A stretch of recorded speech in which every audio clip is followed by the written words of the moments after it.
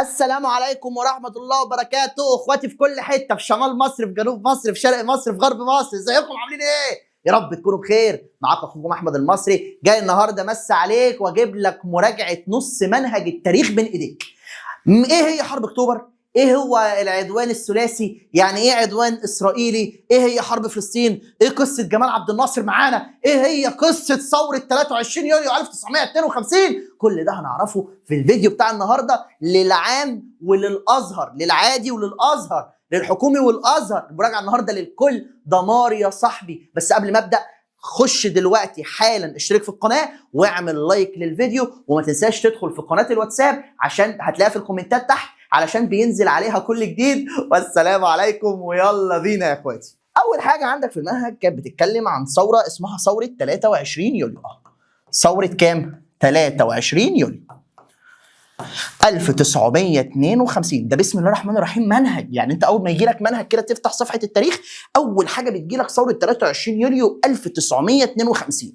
ايه قصتها يا مستر احمد الثوره دي؟ تعالى يا عم اقول لك. انت كان عندك ملك اسمه الملك فاروق. كان عندك ملك اسمه الملك ايه؟ فاروق. بص يا صاحبي، الملك فاروق ده كان حفيد من احفاد محمد علي، وكان ملك مستبد. كان ملك ماله؟ مستبد. يعني ايه يا مستر احمد ملك مستبد؟ يعني كان ملك ظالم. يعني ايه ظالم؟ يعني كان ببوظ البلد. طيب، الثوره زي الخناقه. الثوره زي الايه؟ الخناقه. ينفع خناقه من غير سبب؟ هتبقى قله ادب. الخناقه ليها سبب. ليها ايه؟ سبب عشان تقوم بيه الخناقه. وكمان الخناقه ليها احداث. ايه هي الاحداث؟ ده ضربه مش عارف فين، ده اداله فين. يبقى الخناقه ليها احداث وليها كمان سبب وليها اهداف. ايه هي الاهداف؟ انا رحت ضربت واتخانقت معاه عشان خاطر كذا، يبقى ده هدف. يبقى ليها اسباب، ليها احداث، ليها اهداف. وكمان يا صاحبي الخناقه، اي خناقه في الدنيا، بكلمك عن خناقه، ليها نتائج. تمام؟ يبقى اي خناقه في الدنيا ليها ايه؟ ليها اسباب، ليها احداث، ليها هدف، ليها نتائج. نفس الكلام ده حطه في الثوره. اي ثوره في الدنيا بيبقى ليها ايه؟ بيبقى ليها اسباب، وكمان بيبقى ليها اهداف، وكمان بيبقى ليها احداث، وكمان يا صديقي بيبقى ليها نتائج. يبقى يا مستر احمد اي ثوره في الدنيا، ثوره 23 يوليو 1952، بيبقى ليها اسباب وليها اهداف وليها احداث وليها كمان نتائج. فصلي بقى معايا على النبي ويلا نقول بسم الله. نبدا بالاسباب. نبدا بايه يا صديقي؟ بالاسباب. يا ترى الاسباب عندك ايه هي؟ اول حاجه لما اكلم لك فيها اسباب الثوره. اسباب الايه؟ الثوره. اول سبب عندك ان الملك فاروق كان ملك فاسد. فساد النظام الملكي. يعني ايه يا مستر احمد فساد النظام الملكي؟ الملك، بص يا عم، لما يبقى الملك فاسد ده بيؤدي ان البلد بتروح في 60 داهيه. يعني عندك الملك فاروق العسليه ده كان ملك مستبد. كان ملك ماله؟ مستبد. يعني ايه مستبد؟ يعني كان ملك كلمته هي اللي تمشي، وكمان كان بيقبل الرشاوي. كثرة الرشاوي في الفترة دي. كثرة الايه؟ الرشاوي. يبقى مستر احمد انت اول سبب من اسباب ثوره 23 يوليو هم يعملوا ثوره ليه؟ علشان فساد النظام الملكي، لان الملك كان ملك مستبد وبسبب كثرة الايه؟ الرشاوي. طيب السبب الثاني يا مستر احمد، رقم 2. رقم 2 يا صديقي، غير فساد النظام الملكي، غير فساد النظام الملكي، انت عندك رقم 2 سوء الاحوال الاقتصاديه للبلاد. يعني ايه سوء الاحوال الاقتصاديه؟ سوء الاحوال الاقتصاديه، اقتصاد بلدك كان ضايع. بسبب ايه؟ بسبب ان انت كان عندك دوله اسمها انجلترا. كانت بتعمل ايه يا صديقي؟ كانت تستنزف موارد البلاد. يعني ايه يالا موارد البلاد؟ انجلترا في الفتره دي كانت داخله حرب اسمها الحرب العالميه الثانيه. فكانت محتاجه اكل، كانت محتاجه شرب، كانت محتاجه هدوم، كانت محتاجه زراعه، صناعه. فكانت بتقلبك بمعنى اصح. يبقى انجلترا كانت بتستنزف كل الحاجه اللي عندك. يبقى ده سوء الاحوال الاقتصاديه. ده مش بس كده، ده كمان انجلترا كانت بتتخانق عندك مع المانيا. الحرب العالميه الثانيه، الجيش الالماني جه عندك هنا في مرسى مطروح واتخانق مع انجلترا وضربوا بعض. يبقى كانت مصر ميدان للمعارك. لما تحصل حرب في البلد ما بين انجلترا والمانيا، بيضربوا بعضهم في مصر عندك، ده يؤدي ان الحاجه تغلى واسعارها هتبوظ.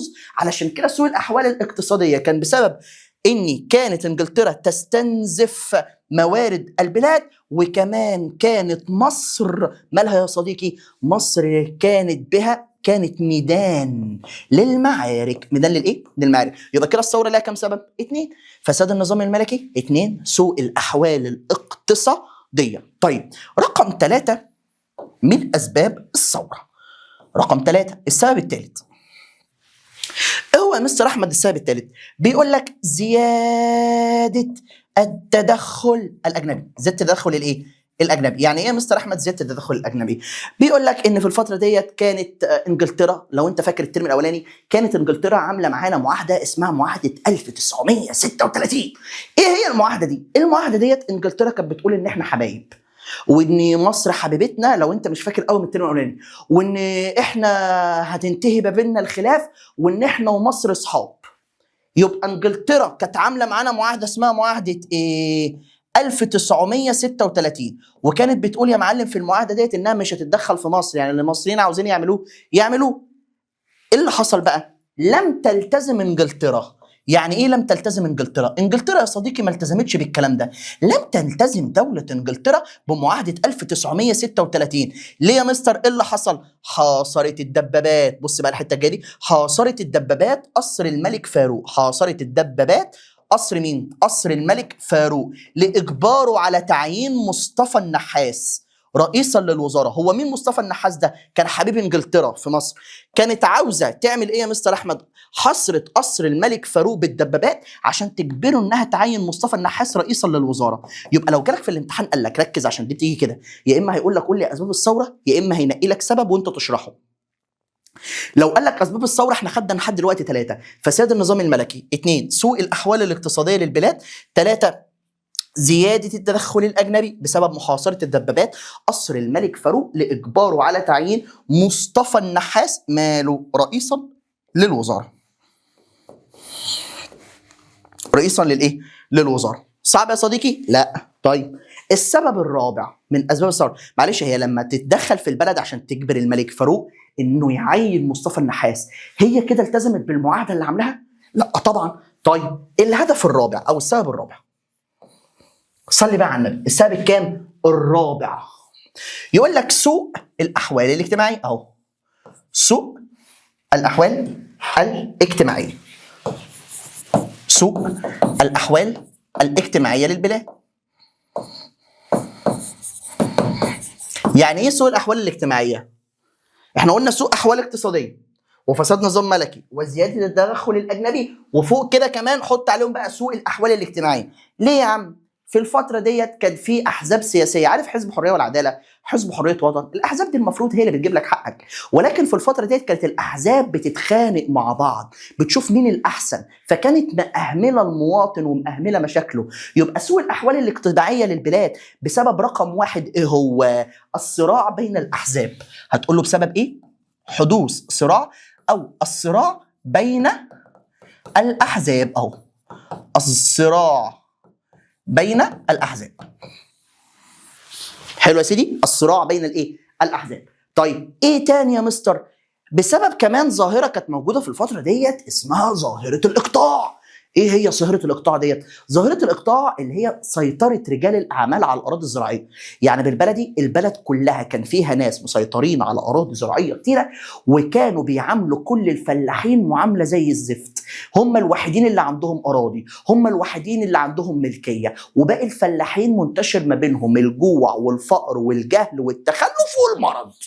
يبقى ده هل ده كده في عداله اجتماعيه؟ لا. يبقى سوء الاحوال الاجتماعيه، عدم وجود عداله اجتماعيه بسبب ايه يا صديقي؟ بسبب يا مستر احمد اللي انت لسه قايلها. ايه هي يا صديقي الصدوق؟ بسبب الصراع بين الاحزاب وظاهره اسمها ظاهره الاقطاع. يبقى كام حاجه يا صديقي من الاسباب لحد دلوقتي؟ 4. 1 فساد النظام الملكي، 2 سوء الاحوال الاقتصاديه، لو برنس بقى تعرف تقولهم كده. فساد النظام الملكي بسبب ان الملك فاروق كان ملك مستبد وكثره الرشاوي. 2 سوء الاحوال الاقتصاديه لان انجلترا كانت تستنزف موارد البلاد، وكمان كانت مصر ميدان للمعارك. 3 سوء الاحوال الاجتماعيه بسبب الصراع بين الاحزاب، وبسبب كمان ظاهره الاقطاع. رقم 4 يا صديقي، 4 يا مستر، زياده التدخل الاجنبي بسبب ان لم تلتزم انجلترا بايه؟ لم تلتزم انجلترا بمعاهده 1936 وحاصرت الدبابات قصر الملك فاروق لاجباره على تعيين مصطفى الايه؟ النحاس. طيب رقم 5 من السبب الخامس، تعال نكتبه فوق هنا كده. السبب الخامس هزيمه الجيش المصري. بص هزيمه الجيش المصري في حرب دخلها اسمها حرب فلسطين، هنتكلم عليها كلها دلوقتي كمان 5 دقائق. في حرب فلسطين سنة 1948. يعني ايه يا مستر احمد؟ الجيش المصري دخل حرب اسمها حرب فلسطين علشان ننجد اختنا الشقيقة اللي بتتظلم دلوقتي فلسطين، ولكن الجيش المصري اتهزم. يبقى هزيمة الجيش المصري في حرب فلسطين سنة كام؟ سنة 1948. سنة كام؟ 1948. وللأسف اتهزمنا ليه يا عم؟ بسبب ضعف الجيش المصري في الفترة دي. وكمان يا صديقي بسبب غير ضعف الجيش المصري، بسبب كمان يا صديقي ان الولايات المتحدة الأمريكية كالعادة يعني بتدافع أو بتدعم إسرائيل. تدعم دولة إسرائيل أو بتبعت مساعدات لدولة مين؟ إسرائيل. صعب يا صديقي؟ يبقى انت كده كام سبب من الاسباب؟ 1 فساد النظام الملكي، 2 سوء الاحوال الاقتصاديه، 3 زياده التدخل الاجنبي، لم تلتزم انجلترا بمعاهده 1936، 4 سوء الاحوال الاجتماعيه للبلاد بسبب يا مستر احمد ظاهره الاقطاع والصراع بين الاحزاب، 5 هزيمه الجيش المصري في حرب فلسطين سنه 1948. يبقى انت كده عندك كام سبب للثوره؟ 5 اسباب للثوره بتاعه 23 يوليو.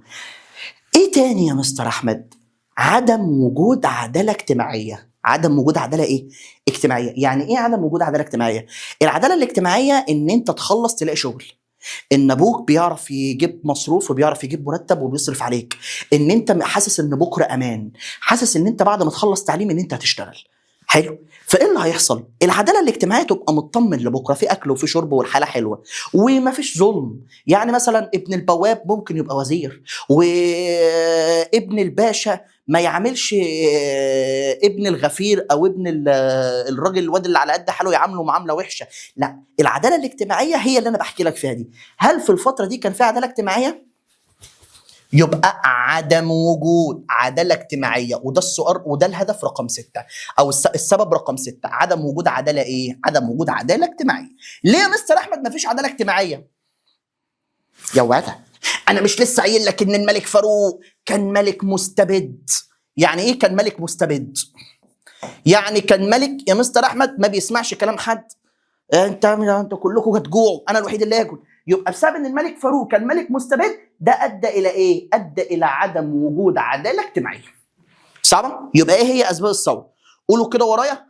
1 فساد النظام الملكي بسبب ان الملك فاروق كان ملك مستبد وقصه الرشاوي. 2 سوء الاحوال الايه؟ سوء الاحوال الاقتصاديه للبلاد بسبب ايه يا مستر احمد؟ بسبب ان انجلترا كانت بتستنزف موارد البلاد، وكمان بسبب يا ولدي ان مصر كانت ميدان للمعارك. السبب الثالث زياده التدخل الاجنبي بسبب ان معاهده 1936 لم تعطي الاستقلال الكامل لمصر، فحاصرت انجلترا بالدبابات قصر الملك فاروق لاجباره على تعيين مصطفى النحاس.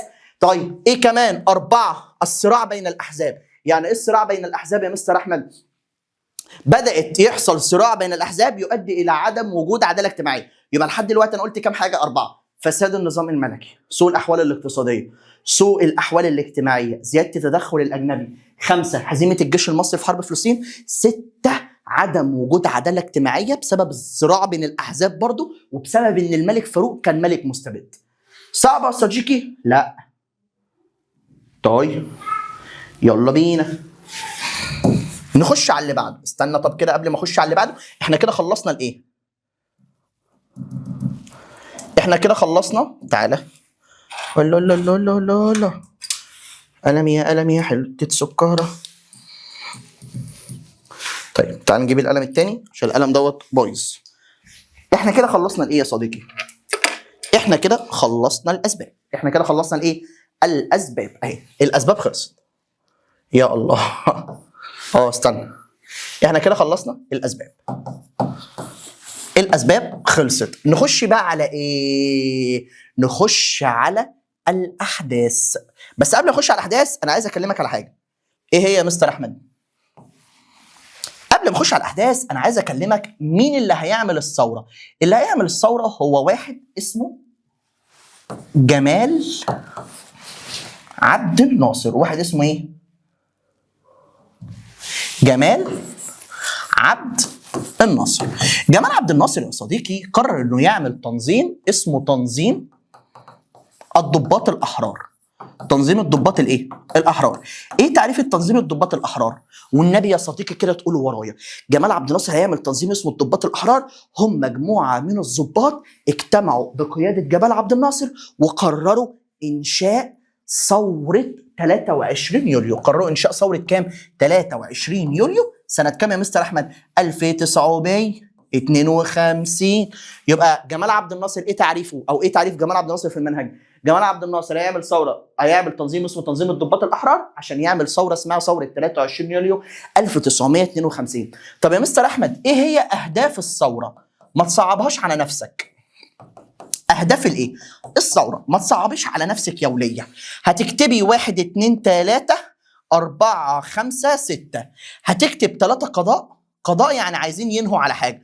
قضاء قضاء قضاء. وهتكتب 3 اقامه.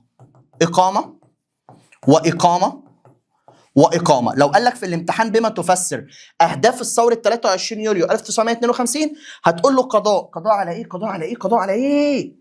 عاوزين يخلصوا على قضاء على الاستعمار. 2 قضاء على الاحتكار. ايه هو الاحتكار؟ الاحتكار ان هم انجلترا مسيطره على كل السلع. 3 قضاء على الاستعمار والاحتكار. قضاء على ظاهره الاقطاع يعني سيطره رجال الاعمال على كل الاراضي الزراعيه. ايه تاني يا مستر احمد؟ اقامه جيش قوي. اقامه جيش ايه؟ قوي. 2 اقامه عداله اجتماعيه. 3 اقامه حياه ديمقراطيه. يعني ايه حياه ديمقراطيه؟ اللي انا قلت لك عدم وجود حياه ديمقراطيه سليمه بسبب الصراع بين الاحزاب وان الملك فاروق كان ملك مستبد، يعني عدم وجود عداله اجتماعيه اصلا. طيب دي الاهداف. يبقى احنا كده خلصنا ايه؟ خلصنا الاسباب وخلصنا الاهداف. اللي بعده غير يا مستر احمد الاهداف. خش على اللي وراه على طول يا ابو ولدي. هتقول له يا مستر عيد لي الحته دي. اقول لك رجع الفيديو اتفرج فيديو. يلا ما تبقاش متخلف يلا. اتفرج فيديو، رجع الفيديو واتفرج يعني ما تبقاش معاك كده. طيب ايه اللي بعده؟ خش بقى. احنا كده خلصنا الاسباب بتاعت الثوره وخلصنا اهداف الثوره. خش على الاحداث. احداث ثوره 23 يوليو 1952.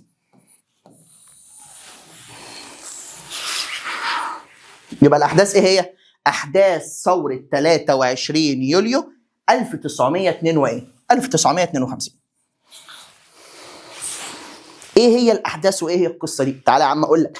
الاحداث ان هو يا عم الساعه 7 الصبح من يوم 23 يوليو 1952 جيت علشان تفتح الراديو، لان زمان كان في راديو.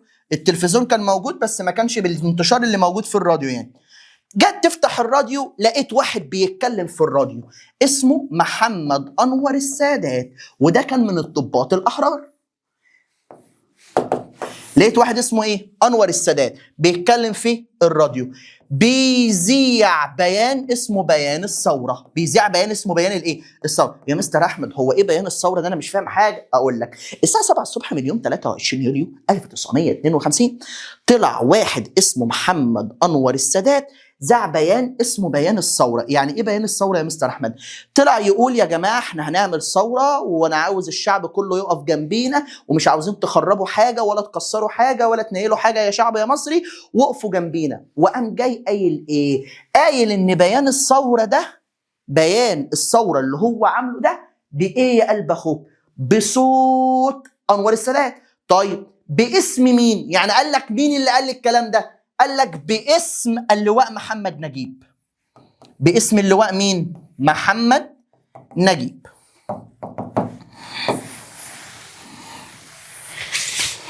صعبة؟ لا. يبقى انت كده تاني وتالت ورابع ايه الاحداث في يوم 23 يوليو 1952؟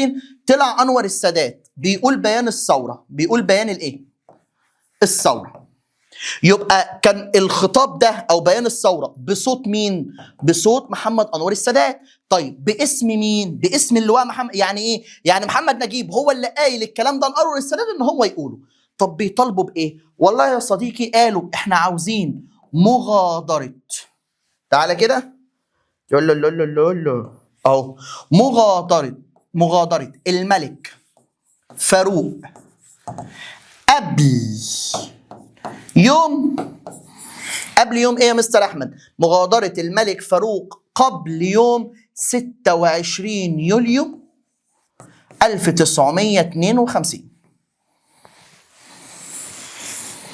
الساعة 6 مساء. 6 ايه؟ مساء. يعني الملك فاروق يمشي ويسيب البلد قبل يوم 26، يعني اديله فرصة كام يوم؟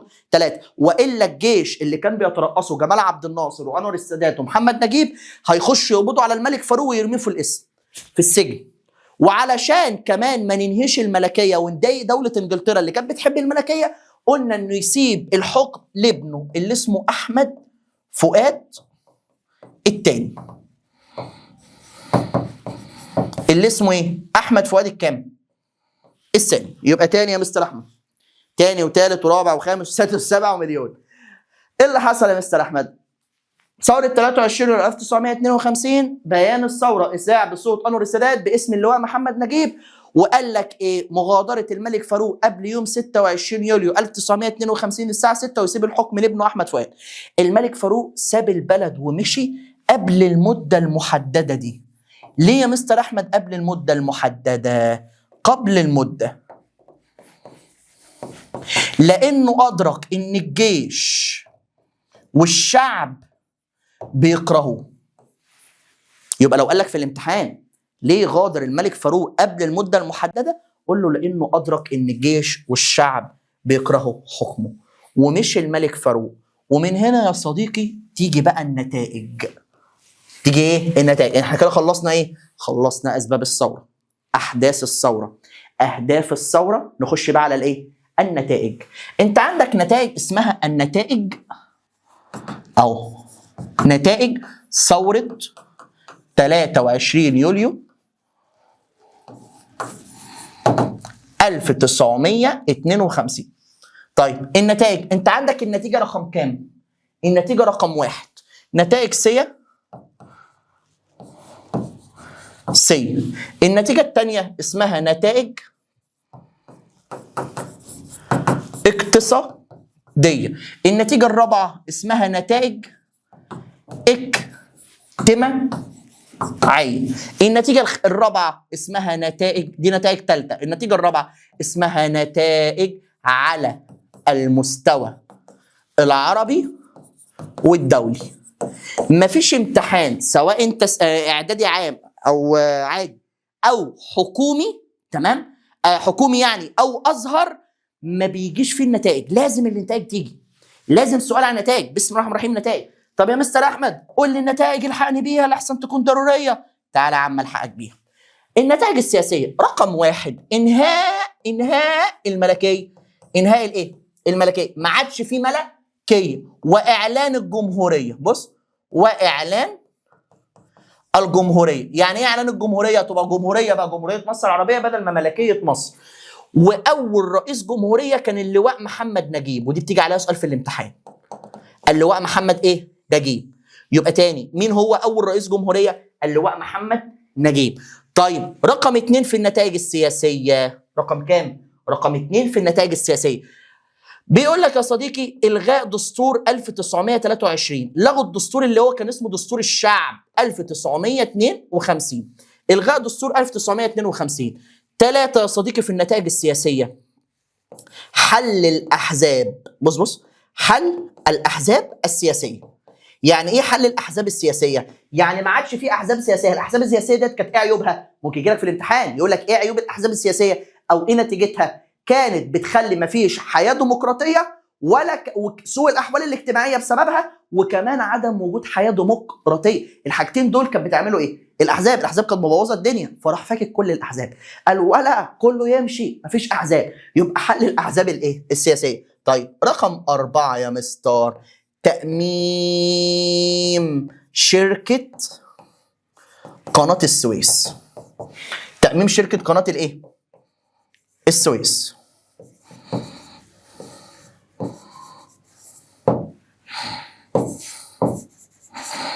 يبقى كده تاني يا مستر كم حاجة لحد دلوقتي؟ 4. 1 إنهاء الملكية وإعلان الجمهورية وأصبح محمد نجيب أول رئيسا للجمهورية. 2 إلغاء الدستور 1952. 3 حل الأحزاب السياسية. 4 تأميم شركة قناة السويس. طيب 5 يا مستر أحمد، رقم 5. رقم كام؟ 5. بص كده الحتة الجاية دي، عقد اتفاقية. عقد إيه؟ اتفاقية اسمها اتفاقية الجلاء، مضيناها مع دولة انجلترا. مضيناها مع دولة مين؟ انجلترا. سنة كام يا مستر أحمد؟ سنة 1954. إن انجلترا تمشي وتسيب مصر في خلال 20 شهر.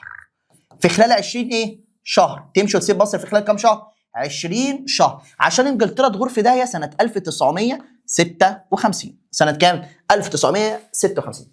يبقى تاني يا مستر كده كام نتيجه سياسيه؟ انهاء الملكيه واعلان الجمهوريه واصبح محمد نجيب اول رئيس الجمهوريه. 2 حل الاحزاب السياسيه. 3 كمان تاميم شركه قناه السويس. يعني ايه تاميم؟ يعني خلوا قناه السويس مصريه. 4 عقد اتفاقيه الجلاء سنه 1954 ان هم من مع انجلترا انه يمشي في خلال 20 شهر، يلموا حاجتهم ويمشوا في خلال 20 شهر عشان يمشوا سنه 1956. طيب نخش على النتائج الايه؟ النتائج الاقتصادية. نبدأ بالنتائج الاقتصادية. نبدأ بالنتائج الايه؟ الاقتصادية. نخش فيها ونقول بسم الله. النتائج الاقتصادية يعني انت بتتكلم عن الزراعة وبتتكلم عن الصناعة وبتتكلم عن التجارة. خير الكلام ما قل ودل. تاني، الزراعة يا مستر أحمد ايه هي؟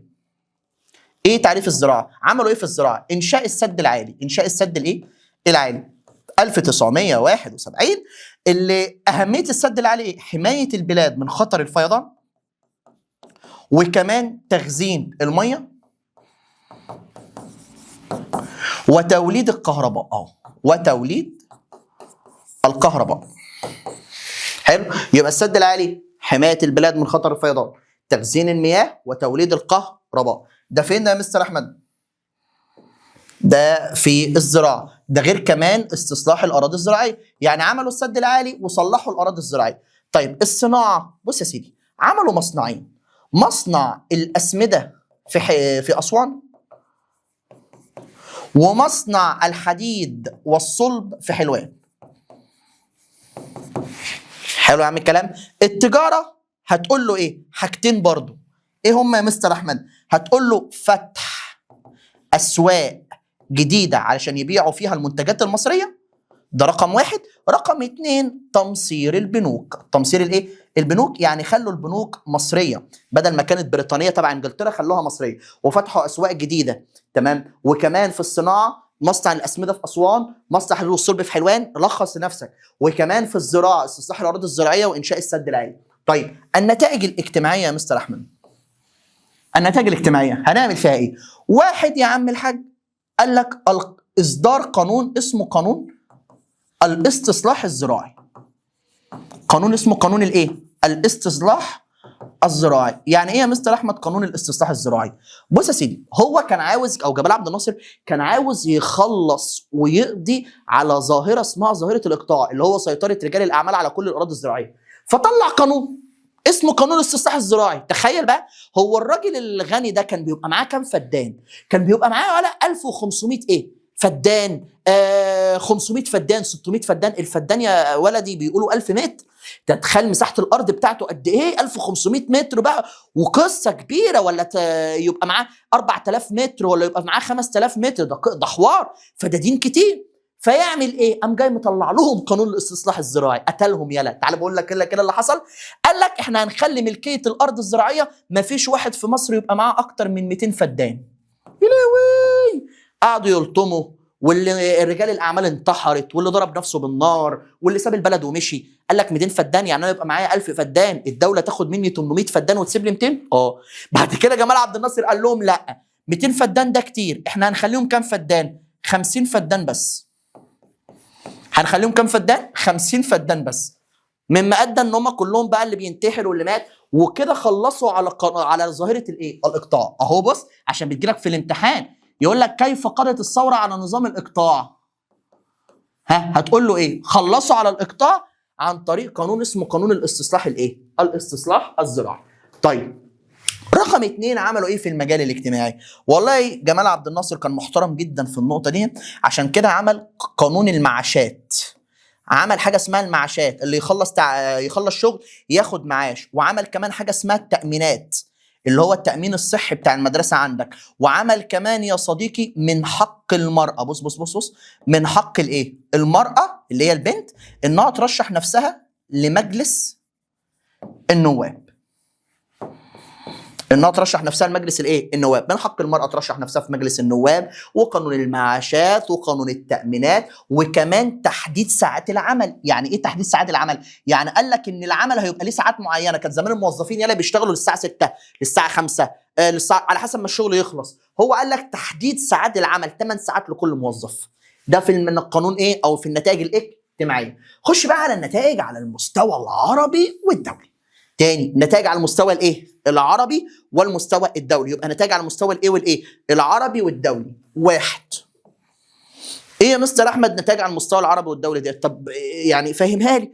عملوا ايه بالنسبه للعرب، وعملوا ايه كمان بالنسبه لمين؟ اللي على مستوى العالم. بيقول لك بالنسبه للعرب وقوف مصر، ويا ريتها ما وقفت يا اخويا، وقوف مصر بجانب الدول العربيه. اهو بجانب الدول العربية. مش احنا يا صديقي هنا في النتائج السياسية خلصنا من الاحتلال، عملنا اتفاقية الجلاء وخلصنا من الاحتلال. هنا بقى جمال عبد الناصر ما يسكتش، قال لك يقف جنب الدول العربية. يعني ساعدنا الجزائر انها تخلص من الاستعمار، وساعدنا كمان سوريا، وساعدنا كمان تونس، وساعدنا المغرب، وساعدنا العراق انهم يخلصوا من الاستعمار الاوروبي. خليناهم يخلصوا من الاستعمار الاوروبي وقفنا جنبيهم. ايه كمان يا مستر احمد؟ رقم 2 حركة اسمها عدم الانحياز. حركة اسمها ايه؟ عدم الانحياز. يعني ايه يا صديقي عدم الانحياز؟ عشان خاطري بقى ركز معايا قوي في الحتة دي. يعني ايه عدم الانحياز؟ ساعتها اللي كان بيدي سلاح او كان بيجيب سلاح كانوا 2، يا اما روسيا او الاتحاد السوفيتي، وكانوا بيسموا نفسهم الكتلة الشرقية، يا اما يا مستر احمد انجلترا وامريكا اللي هي اسمها الكتلة الغربية. انجلترا وامريكا دي انجلترا وامريكا وفرنسا، وديت روسيا. ايه اللي حصل بقى؟ الاثنين دول كان ما بينهم حروب، فمصر اتهموها انها تبع الكتله الايه؟ الشرقيه، يعني تبع روسيا. فطلع جمال عبد الناصر قال يا جماعه احنا ولا تبع دول ولا تبع دول، احنا عدم الانحياز. يبقى ايه هي عدم الانحياز؟ عدم الانضمام للكتله الشرقيه او الكتله الغربيه. يبقى عدم الانضمام للكتله الشرقيه او الكتله الايه؟ الغربيه. طب هو ينفع يقول الكلام ده في حاره، ولا لازم يقول على مستوى العالم ان انا ولا تبع دول ولا تبع دول؟ لازم يقول على مستوى العالم. عشان كده إيه اللي حصل؟ عمل مؤتمر عدم الانحياز ده في منطقه في دوله في عاصمه اندونيسيا اللي هي باندونج في اندونيسيا. دوله اندونيسيا عمل فيها المؤتمر ده، اسمه مؤتمر ايه؟ باندونج في اندونيسيا. يبقى ايه حركه عدم الانحياز؟ يعني عدم الانضمام للكتله الشرقيه او الكتله الغربيه. اتعمل في مؤتمر اسمه مؤتمر ايه؟ باندونج في اندونيسيا. مؤتمر اسمه ايه؟ باندونج في اندونيسيا. صعبه يا صديقي؟ سهله. ايه كمان يا مستر احمد؟ الكتله الغربيه كانت بتدينا سلاح. لما احنا طلعنا انجلترا من عندنا، انجلترا رفضت تدينا سلاح. فساعتها جمال عبد الناصر عمل عقد صفقه اسلحه. اديني بقولها اهو، عمل عقد صفقه ايه؟ صفقه سلاح. عملها مع مين؟ عملها مع الكتله الشرقيه. عملها مع الكتله الايه؟ الشرقيه. يبقى تاني، عقد صفقه اسلحه مع الكتله الايه؟ الشرقيه. مع الكتله الايه؟ الشرقيه، علشان يجيب منها سلاح. وبكده كسر احتكار السلاح. مش هما كانوا بيقولوا احتكار السلاح احنا بس اللي بنصنع؟ هو كده كسر احتكار السلاح. وديت كانت نتائج الثوره. يبقى احنا خدنا الاسباب، خدنا الاحداث، خدنا الاهداف، خدنا النتائج. كيف نشأت إسرائيل؟ كيف نشأت إسرائيل؟ بص يا سيدي، في الحرب العالمية، ركز بقى معايا في الحتة دي. في الحرب العالمية الأولى أو في وقت الحرب العالمية الأولى، حصلت مشكله. ايه هي المشكله ده يا صديقي؟ المشكله ديت ان انجلترا كانت محتاجه فلوس. انجلترا كانت محتاجه ايه؟ فلوس. تتمنس يعني، كانت محتاجه فلوس. الفلوس ديت انجلترا كانت محتاجاها، فراحت استلفت من مين؟ استلفت من اليهود، وقالت لليهود هنبقى نديكم الفلوس دي بعد الحرب. يشاء ربك القدير العليم ان الحرب تخلص وانجلترا كسبت، اللي هي الحرب العالميه الايه؟ الاولى. فمين طالب بفلوسه؟ اليهود. اليهود قالوا احنا عاوزين ايه؟ عاوزين فلوسنا. فايه اللي يحصل يا عمي؟ تعالى يا عم اقول لك. يشاء ربك القدير العليم ان انجلترا ما تبقاش معاها فلوس، فاليهود قالوا لها خلاص ما دام انت مش قادره تدينا فلوسك احنا مش عاوزين فلوس، ادينا فلسطين. ادينا دوله مين؟ فلسطين. ساعدينا ان احنا ناخد فلسطين. طب اشمعنى فلسطين؟ عشان فلسطين فيها القدس، عشان فلسطين ليها قيمه دينيه، عشان فلسطين اصلا دوله عربيه مهمه تقع في قلب الوطن العربي، فهم زي ما بتقول كده نقوا الحته الحلوه في التورته اللي هي دوله فلسطين. طب يا مستر احمد هي انجلترا دي ازاي هتديهم فلسطين؟ دي دوله وديت ايه؟ دوله. راح ساعتها يا عم طلع واحد اسمه ينتقم منه ربنا مطرح ما راح، اسمه جيمس بيلفور. اسمه جيمس ايه؟ بيلفور. جيمس بيلفور يا عم سنة 1917 طلع وعد اسمه سموه وعد مين؟ وعد بيلفور. ايه وعد بيلفور ده يا مستر احمد؟ بص كده الوعد ده بيقول ايه؟ والنبي لا تركز معايا. الوعد بيقول تتعهد بريطانيا اللي هي دولة انجلترا، انجلترا هتتعهد بإنشاء وطن قومي لليهود في فلسطين. بإنشاء وطن قومي لليهود فين؟ في فلسطين. يعني بالبلدي جيمس بيلفور قال تتعهد انجلترا بإنشاء وطن قومي لليهود في فلسطين. يعني انجلترا عاوزة تعمل وطن لمين؟ لليهود في فلسطين. معلش انا اسف، يعني هي فلسطين دي بتاعت اللي خلفوها؟ يعني هي فلسطين ديت قالوا لها مثلا، قالوا لها يا عم الحاج ركز معايا، انجلترا مثلا قبل ما امها تموت سابت لها فلسطين؟ لا. عشان كده العلماء قالوا وعد من لا يملك. عارف مين اللي لا يملك؟ اللي هي انجلترا. لمن لا يستحق. عارف مين اللي لا يستحق؟ اللي هم مين يا صديقي؟ اللي هم اليهود. اللي هم مين؟ اليهود. وعد من لا يملك لمن لا يستحق. مين اللي لا يملك؟ انجلترا. لمن لا يستحق. مين اللي لا يستحق؟ اليهود. ده مين ده؟ وعد بلفور. خدنا الوعد وسكتنا ما اتكلمناش لحد ما انجلترا قامت جايه عامله يا عم الحاج مؤتمر. المؤتمر ده مهم جدا وبيجي في الامتحان، اسمه مؤتمر سان ريمو. بعد الامتحان بتاعك ان شاء الله اخر السنه قول يا رب بس ما تنسانيش يلا بالله عليك. لو لقيت الاسئله اللي انا بقول لك عليها مهمه دي جالك منهم حاجه وان شاء الله هيجي لك، وابقى خش لي هنا في الفيديو قول له الله يبارك لك. قول له روح الله يبارك لك انت اديتني اسئله والاسئله جت. وخد مني يا عم الكلمه دي، اشوفك تدعي لي في الفيديو ان شاء الله او تصلي على النبي. طيب يبقى انجلترا عملت مؤتمر اسمه مؤتمر سان ريمو سنه كام؟ 1920. المؤتمر ده انجلترا قالت فيه كلمه سهله قوي، قالت وضع فلسطين تحت الانتداب الايه؟ وضع فلسطين تحت الانتداب البريطاني. عارف يعني ايه وضع فلسطين تحت الانتداب البريطاني يا صديقي؟ عارف يعني ايه وضع فلسطين تحت الانتداب؟ الانتداب يعني الحمايه. يعني بالبلد انجلترا قالت يا جماعه انا هحمي فلسطين عشان فلسطين فيها اماكن دينيه مهمه. وراحت انجلترا واخده الجيش بتاعها يا عم وراحت فلسطين. بتضايق قوي من المرشح الحته دي والله. ايه اللي يحصل؟ ركز بقى معايا. طب يا مستر احمد عادي انجلترا هتاخد فلسطين، ازاي هتديها لليهود؟ صح. تعالى بقى اقول لك ايه هي الاجراءات اللي ينتقم منها ربنا انجلترا عملتها علشان تعمل ايه يا عم؟ علشان تنشئ دولة اسرائيل. عشان تنشئ دولة مين؟ اسرائيل. واحد، سمحت لليهود. سمحت لمين؟ لليهود بإنشاء وطن قومي. ازاي يا مستر احمد؟ عن طريق سمحت لليهود بالسفر الى فلسطين. يعني ايه؟ قالت لهم هي طلعت كده انجلترا قالت يا جماعه تعالوا يا يهود من مستوى العالم كله، سيبوا العالم كله وتعالوا اقعدوا فين؟ في فلسطين. طب يا مستر احمد معلش، هم اليهود لما يقعدوا في فلسطين هيقعدوا فين؟ الفنادق اتملت، الفنادق اللي هيقعدوا فيها اتملت. فعملت انجلترا، اما جايه انجلترا مطلعه القرار الثاني. ايه هو القرار الثاني ده يا عم الحاج؟ رقم 2، سمحت لليهود بشراء الأراضي والبيوت منين؟ من دولة من الفلسطينيين.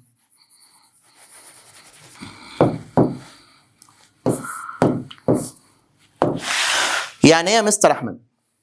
قالت لليهود اشتروا الأراضي من مين؟ من الفلسطينيين. فايه اللي حصل يا سيدي؟ راحوا ساعتها اليهود راحوا للفلسطينيين قالوا تبيع البيت بتاعك بكام؟ انت تبيع البيت بتاعك بكام؟ فالفلسطيني قال له والله هبيع البيت بتاعي بمليون.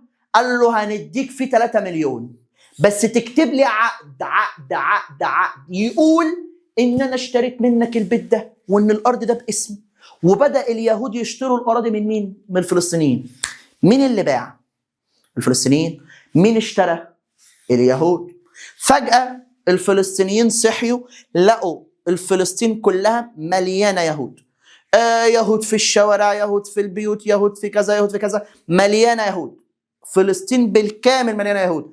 فايه اللي حصل؟ بدأت فلسطين تقول لا بقى احنا مش هينفع نعيش معاهم، فعملوا انتفاضة. عملوا ايه؟ انتفاضة. يعني ايه يا مستر احمد انتفاضة؟ يعني عملوا زي حاجة كده اعتراض. انتفاضة يعني اعتراض. وراحت فلسطين مكملة الانتفاضة وعملت ثورة. ضد مين؟ ضد اليهود. عمل الثورة ضد مين؟ ضد اليهود. والثورة ديت كانت بقيادة اللجنة العربية. كانت بقيادة حاجة اسمها اللجنة الايه؟ العربية. يعني ايه اللجنة العربية؟ الدولة العربية هي اللي ساعدت فلسطين انها تعمل ثورة. معلش انا اسف بقى، مين اللي سبب العك ده كله؟ مين اللي جابت الرغي ده كله؟ اللي ينتقم منها ربنا يعني. هي مين يا مستر احمد؟ نيجي لدولة اللي هي دولة مين؟ انجلترا. دولة انجلترا هي اللي عملت الليلة دي كلها. طيب يلا بينا. يبقى انت كده عرفت مؤتمر سان ريمو، عرفت وعد بلفور، عرفت الاجراءات لانشاء دولة اسرائيل. طب يا مستر احمد ايه اللي حصل؟ كمل. يشاء ربك يا عم ان الفلسطينيين راحوا لانجلترا وقالوا لها الحقيقه يا انجلترا احنا ايه؟ احنا يا انجلترا متضايقين من اليهود اللي موجودين عندنا في فلسطين. راحت انجلترا قالت لهم لا لا لا. بص بقى دوله انجلترا.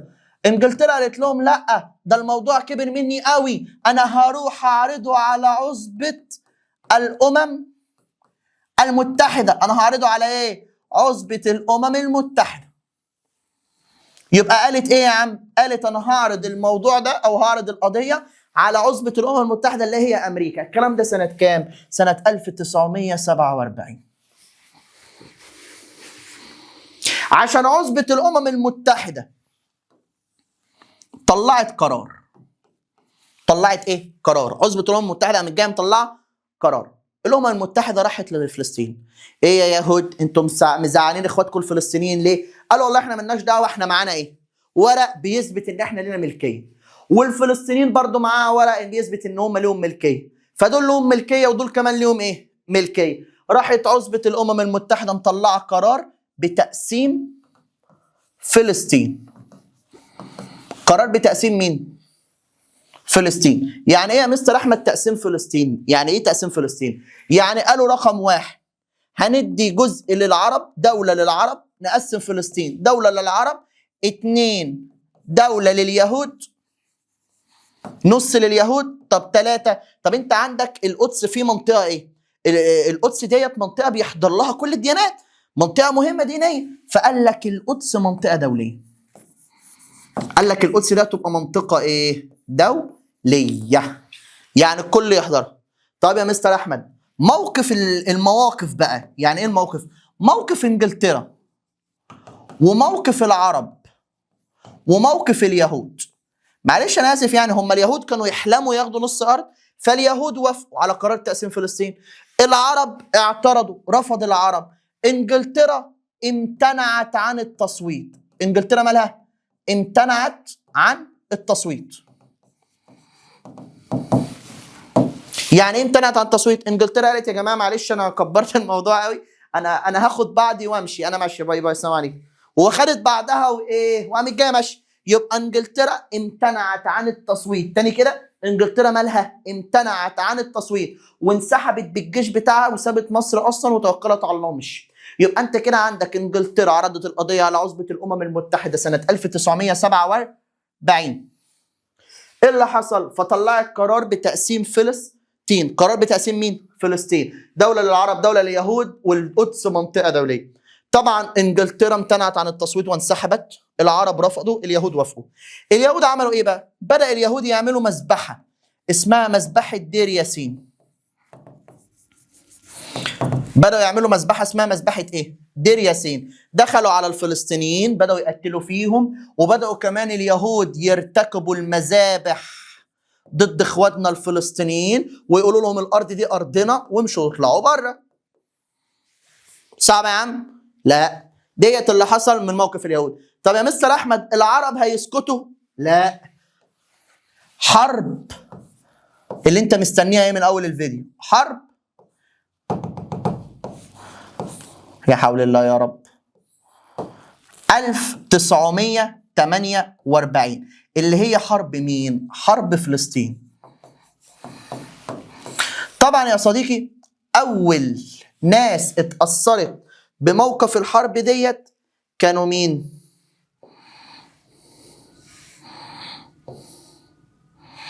هقول لك دلوقتي، بس استنى نجيب لك لون حلو.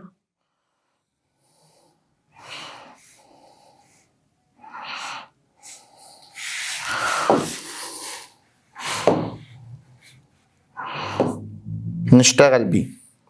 بص يا سيدي، اسباب الحرب، مش اي حرب ليها اسباب. اللي داخله الحرب ديت هي دولة مين؟ دولة مصر. ده داخله الحرب فلسطين دي ليه يا مستر احمد؟ لانقاذ الشعب الفلسطيني، لنصرة الشعب الايه؟ لنصرة الشعب الفلسطيني. وكمان يا صديقي مش اليهود خدوا نص ارض، اليهود يا صديقي قاموا جايين رايحين اعلنوا، بص اعلنوا اليهود انشاء دولة اسمها دولة اسرائيل. قال لك هننشئ دولة اسمها دولة اسرائيل سنة 1948. سنة كام؟ 1948. يبقى أعلن اليهود إنشاء دولة اسمها دولة إسرائيل سنة 1948. يبقى مصر هتعمل ثورة ليه؟ لسببين. السبب الأولاني لنصرة الشعب الفلسطيني. السبب الثاني يا مستر أحمد بسبب قيام اليهود بإعلان دولة إسرائيل. يلا بينا يلا بينا. الأحداث إيه هي يا صديقي؟ أحداث الثورة. دخل الشعب المصري يا اسطى ومعانا الدول العربية، تك تك بوم بوم، يلا اضرب فوق، يلا اضرب تأتي، يلا هينو، يلا طلع عينو، يلا. المصريين يابا كسروا الدنيا، عملوا ماتش بص وداخلين عليهم بقى اليهود، داخلين مكسرينهم. فاليهود قعدوا يصوتوا لمين؟ لصاحبته الولايات المتحدة الأمريكية. فقامت جاية متدخلة الولايات، بص ده دخلت الولايات المتحدة الأمريكية، أمريكا على طول قامت جاية يا صديقي متدخلة وعملت الولايات المتحدة الأمريكية. تعال أقول لك، اتدخلت لحاجة اسمها مجلس الأمن. مجلس الإيه؟ الأمن. مجلس الامن ده يا صاحبي اللي مسؤول عن امن وامان العالم كله. حاجه كده مش تبع دوله، هو مكتب في اوروبا بيقول الكلمه المفروض بتمشي. فمجلس الامن قال لك يا جماعه وقف الحرب لمده شهر. وقف الحرب لمده كام؟ لمده شهر. يعني ايه؟ يعني قال لك وقفوا الحرب لمده ايه؟ شهر واحد توقف الحرب. يعني ايه توقف الحرب؟ يعني دون استعداد اي دوله، وقفوا، لا مصر تستعد ولا اسرائيل تستعد. مين التزمت؟ مصر. مين لم تلتزم؟ اسرائيل. فبعد ما الشهر خلص الحرب رجعت من تاني، فلقينا اسرائيل معها اسلحه جديده جايباها من امريكا.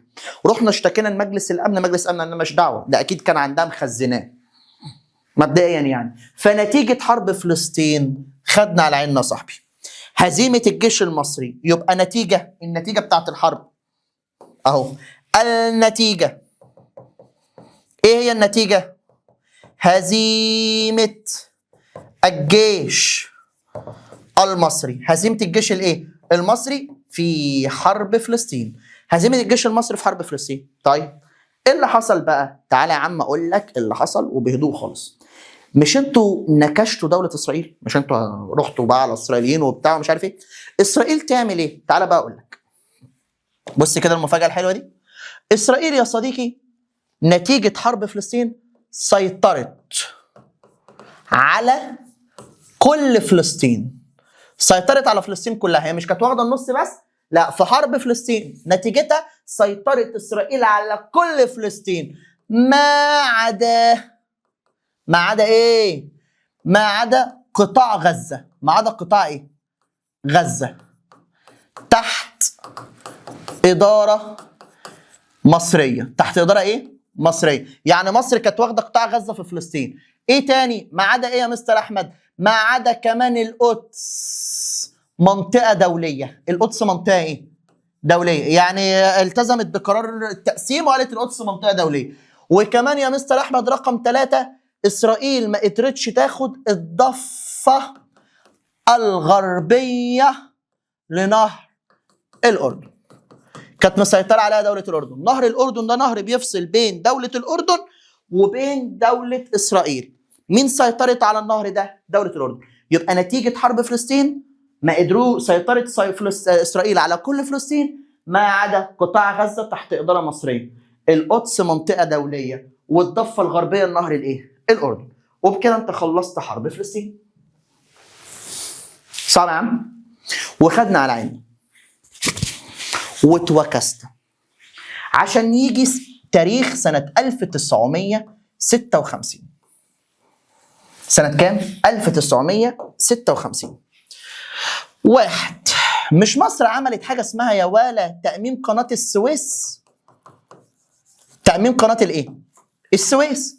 تأميم قناة السويس دي يا قلب اخوك زعلت منا دولة مين؟ انجلترا. لان قناة السويس كانت مين اللي كانت واخداها ساعتها؟ دولة انجلترا. عملنا لها تأميم. جمال عبد الناصر خد الجيش ودخل على قناة السويس، طرد انجلترا منها وقال لك قناة السويس دي بتاعتي. يبقى تأميم قناة الايه؟ السويس مما اغضب دولة مين؟ انجلترا. طيب رقم 2. رقم كام؟ 2. وقوف مصر بجانب الجزائر عشان نخلصها من الاستعمار بتاع فرنسا.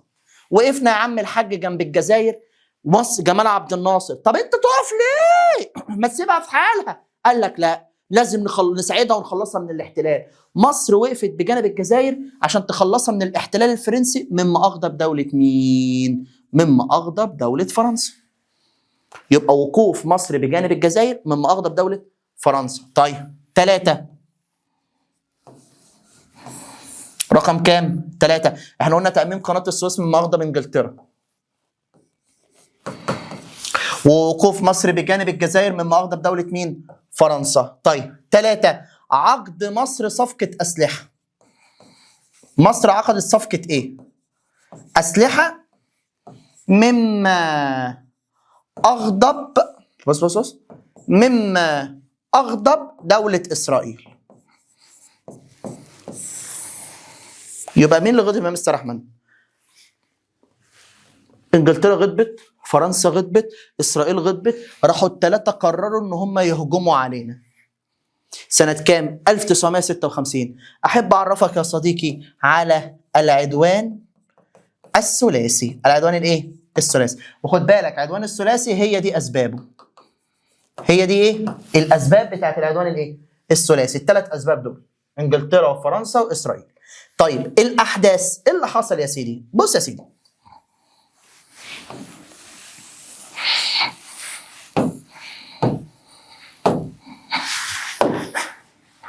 دي مصر ديت كده مدينة بورسعيد، وهنا دولة إسرائيل. ايه اللي حصل؟ انجلترا وفرنسا احتلوا بورسعيد اهو. بص، انجلترا ومين؟ وفرنسا احتلوا دولة مين؟ بورسعيد. انجلترا وفرنسا احتلوا بورسعيد. انجلترا وفرنسا احتلوا ايه؟ بورسعيد. وراحت اسرائيل هجمه على شبه جزيره ايه؟ سيناء، هجمت على سيناء. يبقى انجلترا وفرنسا احتلوا بورسعيد، واسرائيل هجمت على ايه؟ على شبه جزيره سيناء. يبقى تاني انجلترا وفرنسا احتلوا مدينه بورسعيد، واسرائيل هجمت على ايه؟ على شبه جزيره سيناء. الجيش المصري عمل ايه؟ الجيش المصري وقف هنا. ده الجيش المصري. ما كانش عارف الجيش المصري يتصرف. لو دخل الجيش المصري سيناء، انجلترا وفرنسا هيهجموا على الجيش المصري ويقتلوه. عشان كده الجيش المصري وقف يدافع عن مين؟ يدافع عن القاهرة. ايه اللي حصل؟ بص يا سيدي، انت هنا عندك سؤالين بيجي لك في الامتحان. كم سؤال؟ 2. السؤال الاول اسباب فشل العدوان الاسرائيلي. هيجي لك في الامتحان يقول لك بما تفسر اسباب فشل العدوان الاسرائيلي. ليه العدوان ده فشل؟ ازاي احنا قدرنا نصده؟ هتقول له يا عم رقم 1 بسبب قوة الجيش او وقوف الجيش مع الشعب. 2 تهديد روسيا اللي هو كان الاتحاد السوفيتي في الفترة دي بالتدخل لإنهاء الحرب. يبقى كام حاجة لحد دلوقتي؟ 2 وقوف الجيش مع الشعب، 2 تهديد روسيا بالتدخل اللي هو الاتحاد السوفيتي. قال لك انتوا لو ما سكتوش انا هدخل وهنهي الايه؟ الحرب. يبقى احنا كده خدنا اسباب فشل العدوان الاسرائيلي.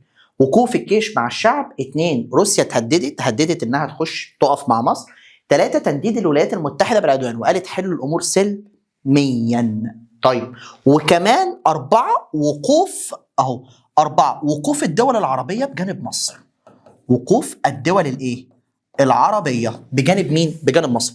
الدول العربية وقفت جنبنا وساعدتنا، علشان كده العدوان الثلاثي فشل. طيب هنا بقى يجي لك يقول لك ما النتائج المترتبة على العدوان؟ وده سؤال مهم بيجي في الامتحان. تقريبا كده كل الامتحانات متغرقة فيها السؤال ده. نتائج فشل العدوان الثلاثي. ايه نتيجة فشل؟ هتقول له 1 انسحاب انجلترا وفرنسا من بورسعيد. يبقى رقم 1 انسحاب انجلترا. انسحاب مين؟ انجلترا وفرنسا من بورسعيد. يبقى انسحاب انجلترا وفرنسا منين؟ من بورسعيد. 2 رقم 2 غير انسحاب انجلترا وفرنسا من بورسعيد، ادراك الدول العربيه خطوره دوله اسرائيل. يعني ايه؟ بدات الدول العربيه تعرف ان دوله اسرائيل دوله مش وسخه، تمام؟ مش هينفع اقولها ما تسمعش، تمام؟ وان اسرائيل هجمت على سيناء. حلو. يبقى رقم 2 ادركت الدول العربيه خطوره اسرائيل. 3 يا قلب اخوك انشاء وحده او حصلت وحده بين مصر وسوريا. قيام وحده بين مصر وايه؟ وسوريا، اسمها وحده عسكريه، وحده دفاع مشترك. يعني اللي يجي على سوريا اكنه جه على مصر، واللي جه على مصر اكنه جه على ايه؟ على سوريا. يبقى انت كده خدت اسباب العدوان، اسباب فشل العدوان الاسرائيلي، ونتائج العدوان الاسرائيلي. طيب كلام جميل قوي وزي العسل. صعب يا عم؟ لا. عدت الايام وجه سنه 1967. احب اعرفك بقى على العدوان الاسرائيلي. العدوان الايه؟ الاسرائيلي. يبقى انت كده خدت في الاول خالص حرب فلسطين 1948، وخدنا كمان بعديها على طول بعد حرب فلسطين 48 خدنا اللهم صل على النبي العدوان الثلاثي. ودلوقتي احنا هناخد العدوان الايه؟ الاسرائيلي، واحتمال انهيلك بالحرب اكتوبر، يعني هاخد لك كمان الحروب كلها النهارده. طيب ايه اسباب العدوان الاسرائيلي؟ بيقول لك يا عم الحاج نفس الخريطه اهي، عشان انت مش هتفهمها الا بالخريطه. دي قناه السويس، ديت اسرائيل، فوقيها هنا كده سوريا. ايه هي الاسباب؟ اسباب العدوان الاسرائيلي. تفتكر كده اسباب العدوان الاسرائيلي ايه؟ ديت كده مصر. ركز معايا قوي في الحته بقى اللي انا اقولها لك ديت. قامت اسرائيل بوضع جيشها على حدودها مع سوريا. يبقى قامت مين؟ دولة مين؟ إسرائيل بوضع جيشها على حدودها مع سوريا. يبقى كده ركز كده معايا، رقم 1 قامت إسرائيل أهو بوضع جيشها على حدود سوريا. فمصر ردت على إسرائيل وقالت لها انت عبيطة، انت ما تعرفيش ان انا وسوريا دي عاملين وحدة مع بعضينا أسرة، انت عايزة تضربيها. فراحت مصر وضع جيشها على حدودها مع دولة إسرائيل.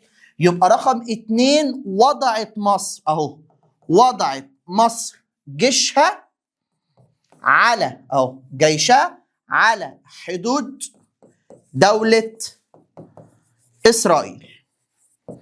يبقى كده يا مستر أحمد تاني، 1 قامت إسرائيل بوضع جيشها على حدود سوريا، فمصر ردت على إسرائيل وقالت لها أنا هحط جيش عليك. عارف ده معناه إيه؟ لو إسرائيل ضربت سوريا مصر هتضربها. حلو يا عم؟ طيب لو أنت بصيت كده لإسرائيل هتلاقي هنا في خليج اللي هو الصغير ده اسمه خليج العقبة. اسمه خليج الإيه؟ العقبة. ده تقريبا الحاجة الوحيدة اللي إسرائيل بتشم نفسها فيه والسفن بتخش لإسرائيل. مصر قامت جاية عاملة إيه؟ إغلاق خليج العقبة. إغلاق خليج الإيه؟ العقبة في وجه الملاحة الإسرائيلية. عارف يعني إيه في إغلاق خليج العقبة في وجه الملاحة الإسرائيلية؟ يعني قفلنا لهم الخليج. مصر قامت جايه قافله الخليج دوت بالسفن بتاعتها وقالت مفيش اي حاجه هتعدي. ليه يا مستر؟ بص لو جالك في الامتحان ممكن يجي لك بما تفسر، وده راس سؤال يقول لك قامت مصر باغلاق خليج العقبه في وجه الملاحه الاسرائيليه، قول له بسبب احكام او لاحكام الحصار الاقتصادي. لاحكام الحصار الايه؟ الاقتصادي على اسرائيل. يعني ايه يا مستر احمد لاحكام الحصار الاقتصادي على اسرائيل؟ يعني عاوزه تحاصر اسرائيل اقتصاديا. عاوزه ايه؟ تحاصر اسرائيل اقتصاديا، تبقى محوطاها كده اقتصاديا، مش عارفه تفلفص منها. يبقى يا مستر احمد كده كام حاجه حصلت او اسباب العدوان الاسرائيلي كام حاجه؟ 3. قامت اسرائيل بوضع جيشها على حدودها مع سوريا. 2. فقامت مصر بوضع جيشها على حدودها مع اسرائيل. 3. قامت مصر باغلاق خليج العقبه في وجه الملاحه الاسرائيليه. ليه؟ بما تفسر لاحجام الحصار الاقتصادي على اسرائيل. علشان يا صديقي في 5 يونيو 1967 حسب الله ونعم الوكيل تهجم اسرائيل على كل الدول العربيه بما فيهم كمان الاردن. فجأة كده، فجأة. عارف دي احنا بنسميها ايه؟ بنسميها الوكسة او النكسة. يعني ايه النكسة او الوكسة؟ ان فجأة اسرائيل قامت جاية هجمة بالطيارات على مصر وضربتنا، وهجمت على سوريا وضربتها، وهجمت على الاردن وايه؟ ضربت الدول كلها، لطشت لهم، خد يا نزلت تضرب في كل الدول. يبقى قامت اسرائيل بالهجوم وضرب الدول العربية ده في العدوان الاسرائيلي اهو، في العدوان الايه؟ الاسرائيلي. احنا عملنا ايه؟ سيبنا السلاح وطلعنا نجري. بما تفسر او ماشي بما تفسر هزيمة الدول العربية في العدوان او الاسرائيلي. هو احنا ليه اتهزمنا؟ ليه الدول العربية اتهزمت؟ 1 بص بقى ركز قوي معايا في الحاجات ديت. 1 بسبب ايه؟ عنصر المفاجأة. بسبب عنصر الايه؟ المفاجأة. ان هم هجموا علينا ايه يا صديقي؟ فجأة. اسرائيل هجمت فجأة، ما ادتش لحد ان هو فرصة ان هو يتكلم. 2 بسبب ساعتها برضو للأسف ضعف الجيش المصري. ضعف الجيش المصري. يبقى رقم 1 بسبب عنصر المفاجأة، رقم 2 بسبب ضعف الجيش المصري. 3 بسبب مساعدة الولايات المتحدة لإسرائيل. لأن الولايات المتحدة الأمريكية كانت بتساعد إسرائيل. يبقى لو جالك في الامتحان قال لك بما تفسر فشل او هزيمه الدول العربيه في العدوان الاسرائيلي، هتقول 1 بسبب عنصر المفاجاه، 2 ضعف الجيش المصري وضعف الجيوش العربيه، 3 مساعده الولايات المتحده الامريكيه لدوله اسرائيل. طيب يا مستر احمد، ايه هي نتيجه الفشل؟ كارثه، كارثه بكل المقاييس. العدوان الاسرائيلي ده بيحرق الدم. ليه بقى؟ تعال اقول لك. بص كده لما انا اتكلم معاك، يبقى النتائج او نتائج العدوان الاسرائيلي، نتائج العدوان. بص يا سيدي، اسرائيل قامت جايه مسيطره بقى في العدوان ده. مسيطره على ايه؟ سيطرت يالا على رقم 1، سيطرت على شبه جزيره سيناء حتى الضفه الشرقيه. ركز في ده عشان تيجي في الامتحان تتلخبط فيها. الضفه الشرقيه لقناه السويس. فين يا مستر احمد؟ هنا كده. كل دي بقت بتاعتها. وسيطرت على ايه كمان يا مستر احمد؟ 2، سيطرت على قطاع غزه. سيطرت على قطاع ايه؟ غزه اللي كان تحت اداره مصريه. هنا اهو سيطرت على كل ده اهو. طيب سيطرت على ايه كمان يا مستر احمد؟ رقم 3، سيطرت على القدس. سيطرت على الايه؟ القدس اللي هو هنا ده في فلسطين. سيطرت على ايه كمان يا مستر احمد؟ 4، سيطرت على الضفه الغربيه لنهر الاردن. يبقى بص كده الحته الجايه دي، الضفه الشرقيه لقناه السويس والضفه الغربيه لنهر الايه؟ الاردن. يعني حتى نهر الاردن اللي كان فيه قوات اردنيه هنا ما سلمش منها وقامت جايه واخداه. طيب ايه تاني يا مستر احمد؟ سيطرت رقم 5 على هضبه الجولان. على هضبه الايه؟ هضبه اهو، هضبه الجولان. ايه يا مستر احمد الجولان ديت؟ هضبه الجولان دي موجوده في سوريا هنا. سيطرت على سوريا هنا. يعني كل ده بقى بتاع مين؟ بتاع دوله اسرائيل. يبقى ايه نتيجه العدوان؟ 1، سيطرت على سيناء حتى الضفه الشرقيه لقناه السويس. 2، قطاع غزه. 3، سيطرت على القدس. 4، سيطرت على الضفه الغربيه لنهر الايه؟ الاردن. 5، سيطرت على هضبه الجولان اللي هي في سوريا. وهنا يبقى احنا كده خدنا بما تفسر هزيمه الوطن العربي، وخدنا نتيجه في العدوان الاسرائيلي، وخدنا نتيجه العدوان الاسرائيلي. طيب مصر تعمل ايه؟ مصر قعدت تعيط. مصر قعدت ايه؟ تعيط. وقامت جايه رايحه لمجلس الايه؟ راحت لمجلس الامن، قال له الحقني يا مجلس امن، ما يرضلكش اللي بيحصل فيا. راح مجلس الامن مطلع قرار رقم 242. ده قرارات بتطلع من مجلس الامن. تفتكر مجلس الامن قال ايه؟ الصراحه مجلس الامن ده راجل يحترم. ليه بقى؟ مجلس الامن قال رقم 1، انسحاب اسرائيل من الأراضي المحتلة. من الأراضي الإيه؟ المحتلة. يعني إيه انسحاب إسرائيل من الأراضي المحتلة؟ إسرائيل مجلس الأمن قال لها انسحبي من الأراضي اللي أنت احتلتيها.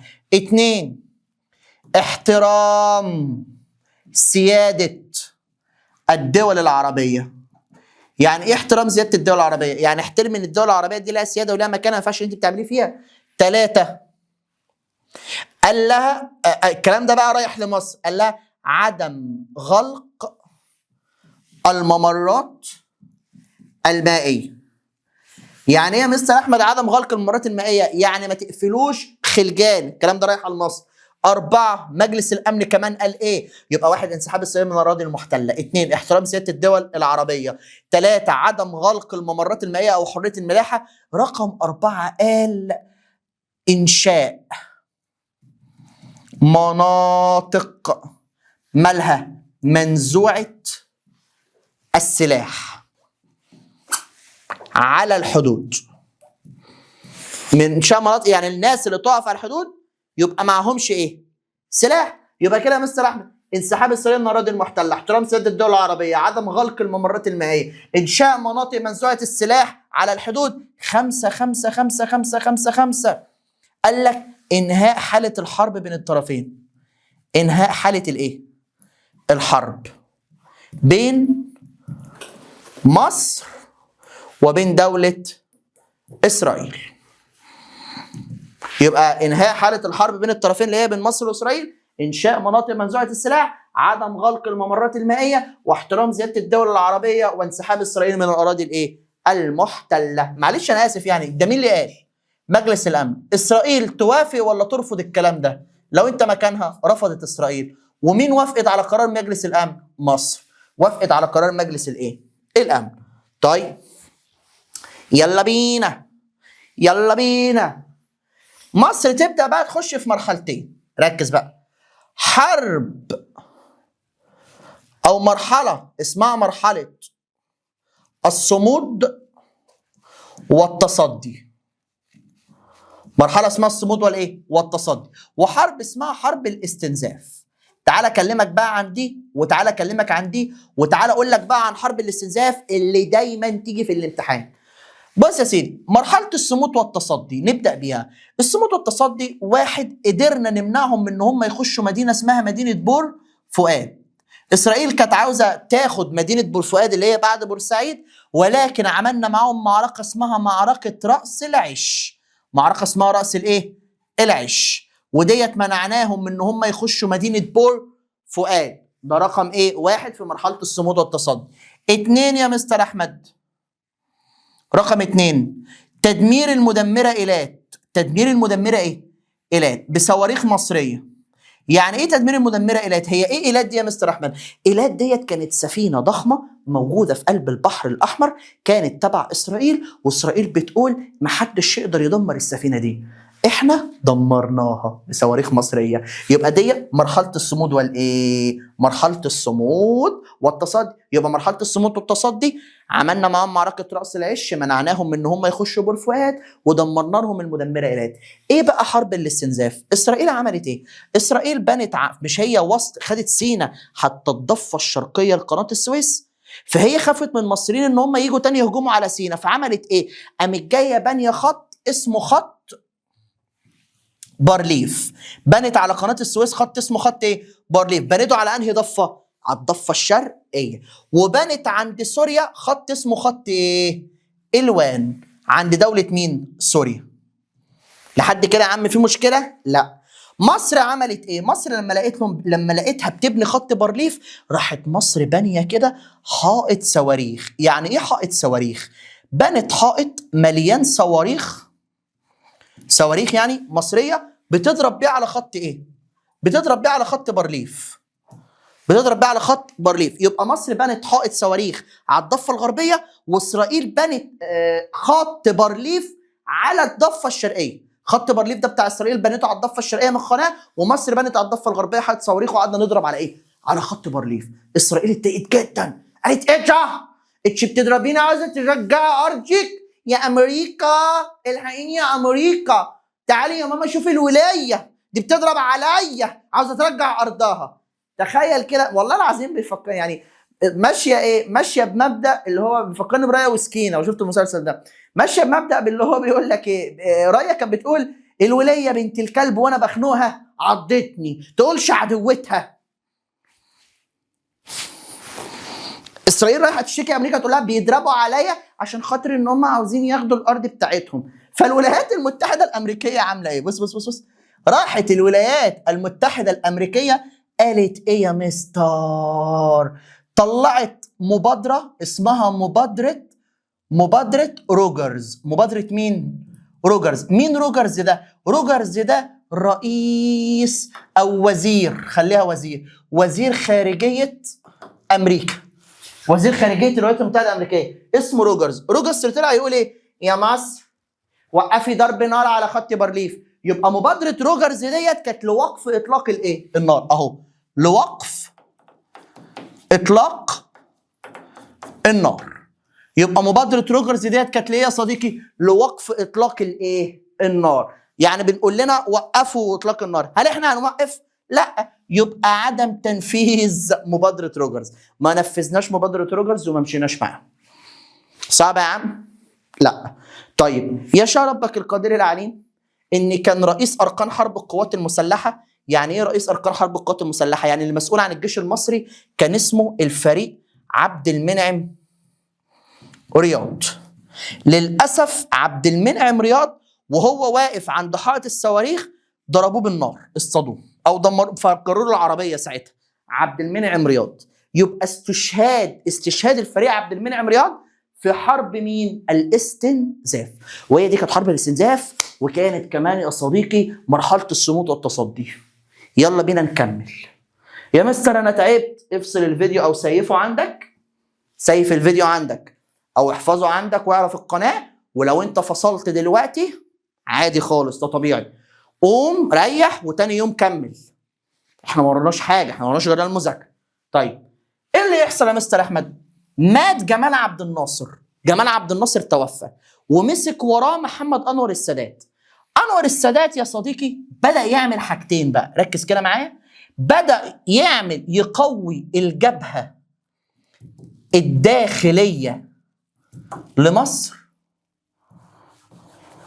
وبدأ كمان يقوي الجبهة الخارجية لمصر. ازاي بقى يا مستر احمد؟ ده مين ده يا مستر احمد؟ انور السادات. ده انور ايه؟ السادات. رد على التليفون وجاي يا اخواتي.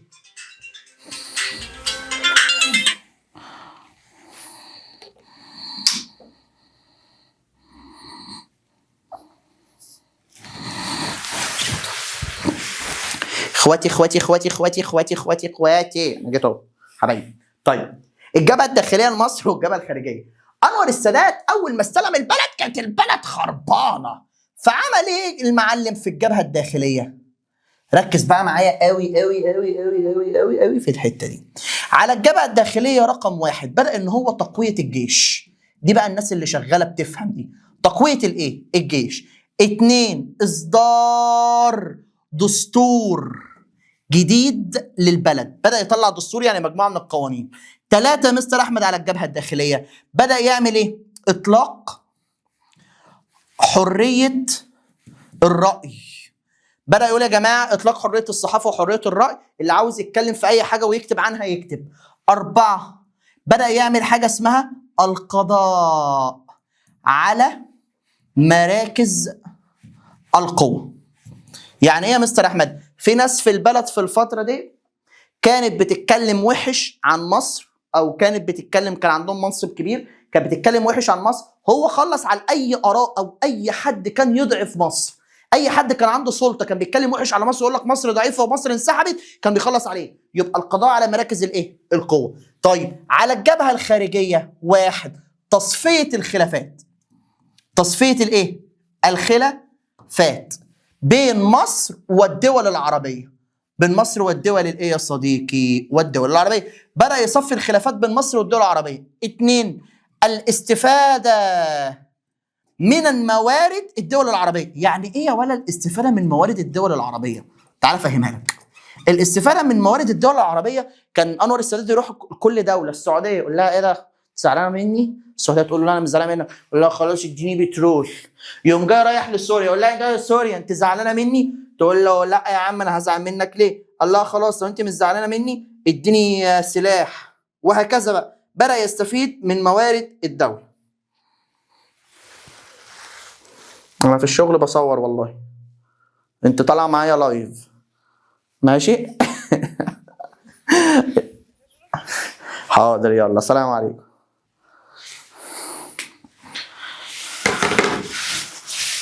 انتوا اغلى حاجه عندي والله العظيم، يعني انتوا بقى السلام عليكم.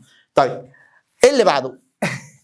عشان يا عم يوم 6 اكتوبر كان موافق رمضان، 6 اكتوبر 1973 تهجم مصر، وتهجم معاها مين؟ سوريا اللي كنا عاملين معاها نظريه الدفاع المشترك. حلو يا عم. هجمت مصر ودمرت خط ايه؟ خط بارليف. وهجمت سوريا ودمرت خط ايه؟ الوان. في نفس اللحظه في بقى طيار، عشان برضك نقول اللي لينا واللي علينا، في طيار خد الطياره بتاعته ودخل في اسرائيل، دخل قاعد يضرب في اسرائيل وبتاع، ويصاحب اول ضربه جويه. يعني هو اول واحد دخل بالطياره وقعد يضرب في اسرائيل. هجمنا عليهم فجاه، مش هم استخدموا عنصر المفاجاه ضدنا في العدوان الاسرائيلي، احنا كمان استخدمنا العدوان عنصر المفاجاه في حرب اكتوبر. مين الطيار ده؟ الطيار ده كان اسمه محمد حسني مبارك. كان اسمه ايه يا معلم؟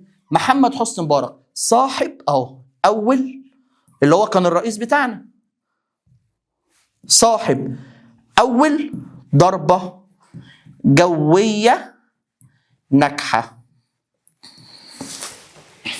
صعبة؟ وهجمنا عليهم في ايه؟ 6 اكتوبر 1973. دي كانت هيجي لك في الامتحان يقول لك اشرح كيف قوت مصر او قوت نفسها على الجبهه الداخليه او داخليه، وهنا ازاي مصر قوت نفسها على الجبهه الخارجيه. طيب وهجمنا عليهم. هنا بقى بيجي لك سؤال، ايه هو السؤال ده؟ يقول لك دور الدول العربيه في مساعده مصر. بص هنا، دور الدول العربيه في مساعده مصر، وهنا دور الدول، لا، دور الولايات المتحدة الأمريكية في مساعدة إسرائيل. هنا بيقول لك بقى إيه؟ هنا بيقول لك مين اللي ساعد مصر، وهنا مين اللي ساعد دولة إسرائيل. ما بين دي وما بين دي. طيب نبدأ بمين يا مستر أحمد؟ نبدأ بمصر. نبدأ بمين؟ بمصر. الدول العربية، بص بقى الحتة الجاية دي، يا لهوي. الدول العربية ساعدت مصر ازاي؟ ساعدتنا ماليا، وساعدتنا عسكريا، وساعدتنا سياسيا. صلي بقى على النبي كده واحدة واحدة معايا. ماليا في دول ادتنا فلوس، زي مين يا عم الحاج؟ زي الإمارات، وزي السعودية، وزي الجزائر. طيب عسكريا دول ساعدتنا ادتنا سلاح، زي السودان، زي العراق، زي الجزائر. طيب سياسيا، ما انا مش عارف اجيبها لك ازاي والله. امريكا قامت جايه، الولايات المتحده الامريكيه راحت لاسرائيل، قالت لها يا اسرائيل انت محتاجه ايه؟ فاسرائيل قالت لها انا في الحرب دلوقتي، انا محتاجه بترول. امريكا تجيب تخيل امريكا تعمل ايه؟ الولايات المتحده الامريكيه، الولايات المتحده الامريكيه قامت جايه رايحه للسعوديه. بص اهو، الولايات راحت لمين؟ راحت للسعوديه، وقالت لها والنبي يا سعوديه اديني بترول علشان اروح اديه لدوله اسرائيل. يبقى تاني كده سياسيا ايه اللي حصل؟ الولايات المتحده الامريكيه راحت للسعوديه وقالت لها والنبي يا سعوديه اديني بترول عشان اديه لدوله مين؟ اسرائيل. تخيل كده البجاحه. طبعا السعوديه رفضت، ده مش بس رفضت، ده كمان خفض انتاج البترول. يعني ما انتجتش، خفض انتاج البترول، وقالت احنا مش هنبيع بترول لمين؟ للولايات المتحده الامريكيه. قالت احنا مش هنبيع بترول للولايات. فبدات الولايات تقول لها طب انا مالي، طيب انا ما عملتش حاجه. قالت لها مش انت بتساعد اسرائيل؟ خليها تنفعك. عارف البترول اسمه ايه؟ اسمه سلاح النفط. انت اسمه النفط. يعني ايه النفط؟ النفط يعني البترول، اللي معاه بترول يعني نفط معلم. عشان كده ايه اللي حصل؟ ركز بقى معايا.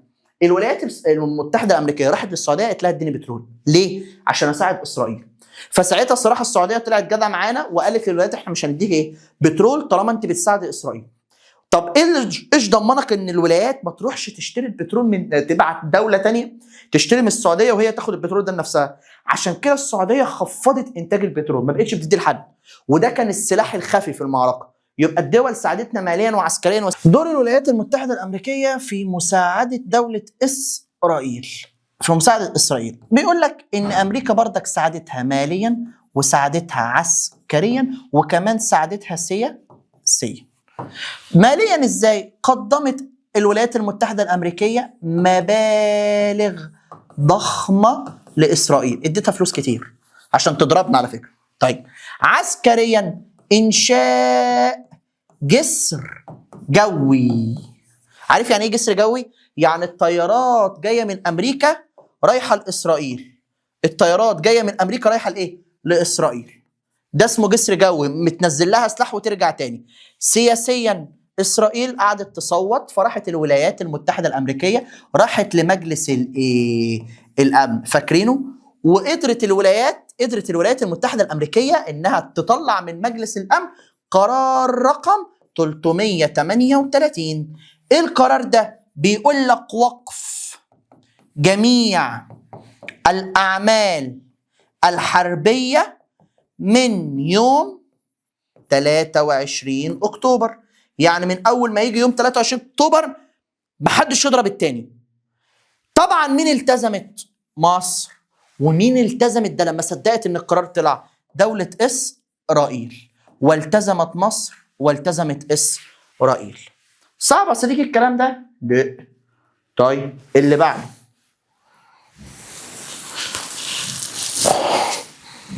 نيجي فوق كده شوية. ايه اللي حصل يا مستر أحمد؟ هنا بقى بيقول لك ايه هو دور اكتر شخصيات كانت بتتعامل او اكتر شخصيات كان لها دور في دولة اسرائيل. انت عندك 3. 1 2 3. لا حول الله يا رب.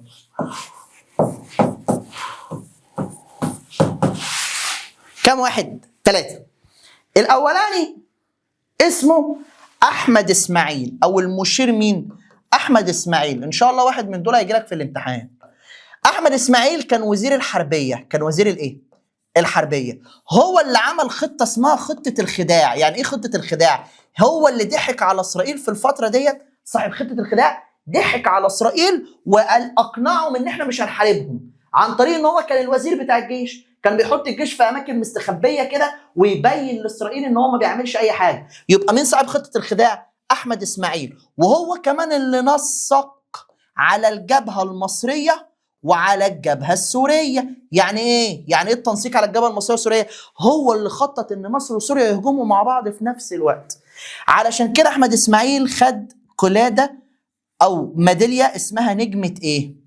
نجمه سينا.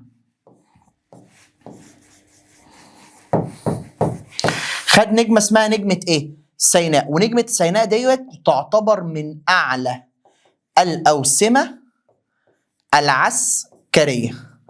تعتبر من ايه يا عم؟ من اعلى الاوسمه العسكريه. يعني ايه اعلى الاوسمه العسكريه؟ يعني هي اعلى ليفل. خد نجمه سيناء. ده مين ده يا عم الحاج؟ احمد اسماعيل. نيجي لرقم 2. محمد عبد الغني الجمصي. مين؟ محمد عبد الغني الجمصي.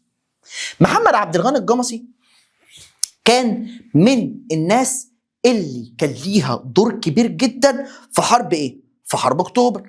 ازاي يا مستر احمد؟ تعالى يا عم اقول لك. محمد عبد الغني الجمصي كان هو رئيس هيئة العمليات. عارف يعني ايه رئيس هيئة العمليات؟ يعني هو يا صديقي اللي حط انسب التوقيتات. انسب الايه؟ التوقيتات لايه؟ لاعلان الحرب. يبقى تاني كده، هو اللي حط ايه؟ انسب التوقيتات لاعلان الحرب. لو قال لك التوقيت المناسب هتقول له محمد عبد الغني الايه؟ الجمصي. خد بالك، محمد عبد الغني الجمصي بقى رئيسا لاركان حرب القوات المسلحه بعد الحرب ما خلصت. عارف سنه كام؟ 1973. بس في شهر كام؟ في شهر ديسمبر. يعني بعد الحرب، بعد اكتوبر. تمام؟ يبقى رئيس اركان حرب القوات المسلحه بعد الحرب كان محمد عبد الغني الجمصي. طيب محمد عبد الغني الجمصي كان رئيس هيئه العمليات. طب مين كان وزير مين اللي حط خطه الخداع؟ احمد اسماعيل. مين اللي حصل على نجمه سينا؟ احمد اسماعيل. مين رئيس هيئه العمليات؟ محمد عبد الغني الجمصي. اخر واحد اسمه سعد الدين الشاذلي. اسمه ايه يا عم؟ سعد الدين الايه؟ الشاذلي. عمل ايه يا مستر احمد سعد الدين الشاذلي؟ سعد الدين الشاذلي صاحب خطه العبور. صاحب خطه الايه؟ العبور وتدمير كمان خط بارليف. ده سعد الدين الشاذلي. وعلى فكره سعد الدين الشاذلي ده اختاروا الرئيس انور السادات شخصيا. انور السادات اختاره شخصيا علشان يكون رئيسا لاركان حرب القوات المسلحه ساعة الحرب. ساعة الايه؟ الحرب. يعني لما الحرب كانت شغالة كان مين رئيس أركان حرب القوات المسلحة؟ سعد الدين الشاذلي. حلو. على فكرة سعد الدين الشاذلي خد قلادة اسمها قلادة النيل العظمى، وديت قلاده عسكريه غاليه جدا اسمها قلاده النيل العظمى. خدها امتى؟ خدها في الذكرى رقم 36 من الاحتفال بحرب اكتوبر. مش احنا كل سنه بنحتفل بحرب اكتوبر؟ بعد حرب اكتوبر ب 36 سنه خد المعلم سعد الدين الشاذلي قلاده النيل العظمى. نتيجه حرب اكتوبر كانت ايه؟ تعالى بقى كده نتكلم انا وانت ومش هكتبها لك، افهمها. نتيجه حرب اكتوبر: واحد، كسر شوكة الجند الإسرائيلي الذي لا يهزم. أسطورة الجند الإسرائيلي، كانت إسرائيل بتقول إحنا ما بنتهزمش. كسر أسطورة الجيش الإسرائيلي الذي لا يهزم. اتنين، كسر نظرية الأمن الإسرائيلي. كانت بانيين خط بارليف وقالت لا يمكن حد يدمره، دمرناه. كسر نظرية الأمن الإسرائيلي، وكمان كسر أسطورة الجيش الإسرائيلي الذي لا يهزم. ثلاثة، رفع معنويات الجند المصري. الجنود المصرية بدأت ترفع معنوياتها لأنها ما كانتش قادرة تتغلب على إسرائيل بقى لها فترة. أربعة، إنهاء حالة اللا حرب واللا سلم بين الطرفين. يعني إحنا كنا مش عارفين هنحارب ولا مش هنحارب، لا كده إحنا علمنا عليهم وخدنا حقنا.